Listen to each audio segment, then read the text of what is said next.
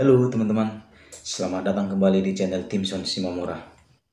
Pada saat ini kita kembali di channel Timson dan akan membahas eh, waktu istirahat yang diterapkan di sebuah perusahaan menurut undang-undang dan undang-undang yang terbaru Peraturan Pemerintah Nomor 35 Tahun 2021. Nah, di video sebelumnya kita sudah membahas banyak ya, membahas masalah waktu kerja, waktu lembur, dan di situ sudah sedikit kita singgung masalah waktu istirahat ini.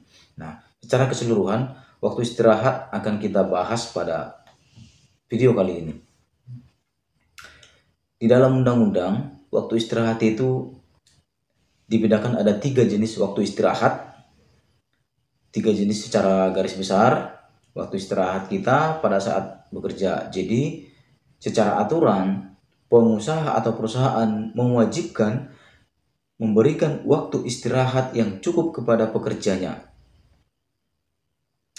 Waktu istirahat yang pertama adalah waktu istirahat paling sedikit yang meliputi yang pertama itu waktu istirahat antar jam.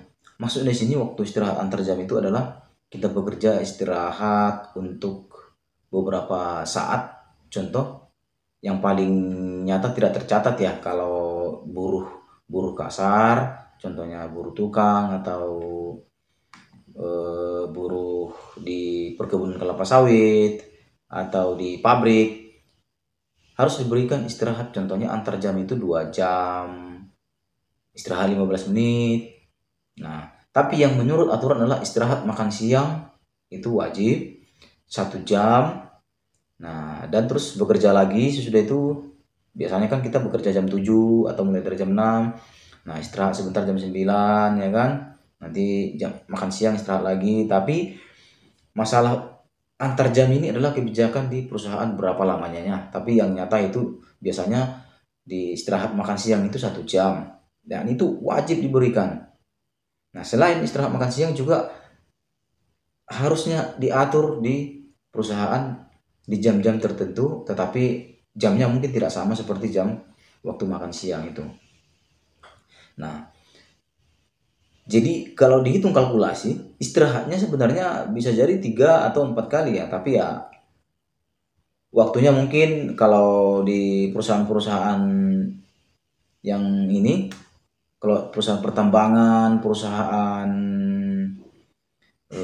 migas dan yang lain-lain, mungkin istirahatnya tidak seperti yang di sawit atau di pabrik ya, karena yang bekerja mesin. Jadi kalau operator-operator bawah unit ya istirahatnya pada saat makan siang aja. Tetapi kalau yang nyangkul atau memotong rumput di perkebunan kelapa sawit mungkin ada istirahat antar jam. Antar jam maksudnya di situ mulai dari jam 6 sampai jam 12 ya mesti istirahat di tengah-tengah ini kan gitu. Itu terus juga istirahat mingguan. Nah, itu wajib diberikan oleh pengusaha kepada karyawan. Itulah yang kemarin kita bahas, ada yang menerapkan di video sebelumnya kita bahas ada penerapan jam kerja itu, hari kerja itu adalah 6 hari kerja sama 5 hari kerja. 6 hari kerja itu maksudnya adalah Senin, Selasa, Rabu, Kamis, Jumat, Sabtu. Minggunya itu hitung istirahat mingguan atau day off. Ya kan? Day off. Atau mungkin tidak di situ tapi diatur mungkin hari lain tuh, hari Senin atau hari Kamis atau hari Rabu, tapi itu kemudian disepakati di dalam perusahaan bahwa istirahat mingguan harus ada. Itu hari apa terserah, tapi diatur jaraknya supaya pas istirahat mingguannya ada. Jadi istirahat antar jam, istirahat mingguan, nah itu yang kategori pertama. Inilah istirahat mingguan dan istirahat antar jam, artinya antar jam kerja maksudnya. Nah, dan itu harus diatur. Nah, ini yang jelas teratur itu adalah di pabrik ya. Di pabrik itu cukup bagus teratur dia. Terus di retail ya, seperti mall, Ramayana, Shijuya, dan big mall, di big mall dan minimarket, supermarket lain, minimarket juga diatur ya. Terus di migas juga ya, pertambangan dan yang lain-lain itu, penerbangan juga itu diatur, day off-nya ada ya. Jadi ada off-nya, istirahat mingguan. Jadi itu kalau dia 5 hari, menerapkan 5 hari kerja dalam 1 minggu itu, 5 hari kerja dalam 1 minggu, berarti dia kan Sabtu Minggu off itu, 2 hari istirahat mingguan antar mingguan itu. Nah kalau dia menerapkan 6 hari dalam 1 minggu, 40 jam itu berarti, nah itu berarti dia hari minggunya atau hari ketujuhnya dia day off atau waktu istirahat mingguan. Itu waktu istirahat yang pertama. Nah, waktu istirahat itu maksudnya satu lagi, ada lagi kategori kedua adalah waktu istirahat cuti ini. Nah, waktu istirahat cuti ini wajib diberikan. Ini adalah hak pekerja juga, dilindungi oleh undang-undang dan harus diberikan oleh pengusaha atau perusahaan terhadap karyawan. Dan itu bervariasi ya, bervariasi. Beberapa perusahaan sih beda-beda penerapannya. Ada yang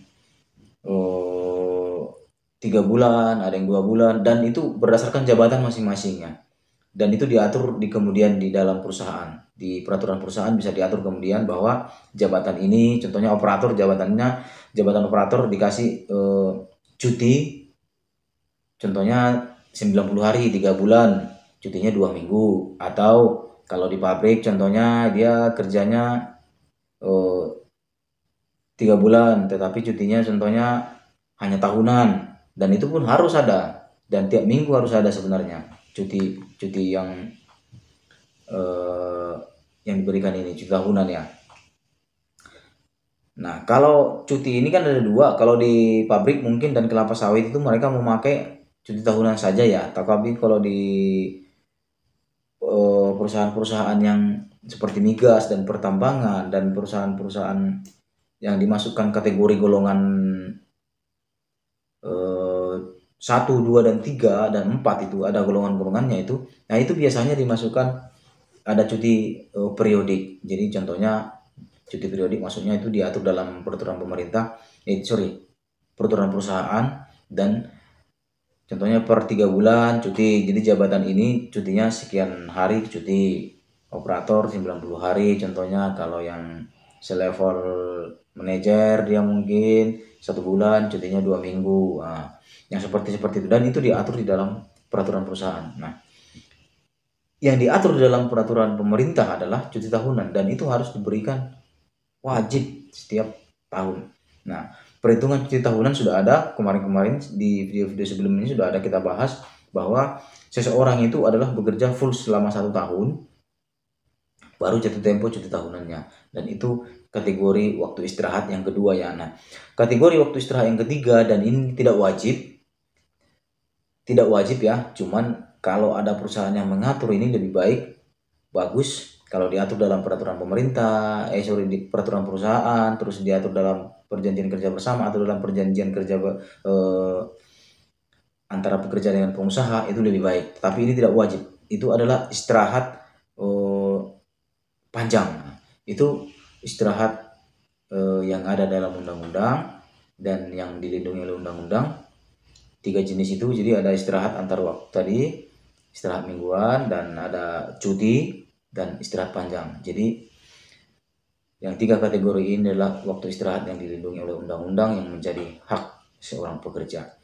Baik, begitu teman-teman. Terima kasih atas perhatiannya, mudah-mudahan bermanfaat. Jangan lupa tetap dukung channel Tim Son Shimamura supaya tetap bisa berkembang dengan baik dan bisa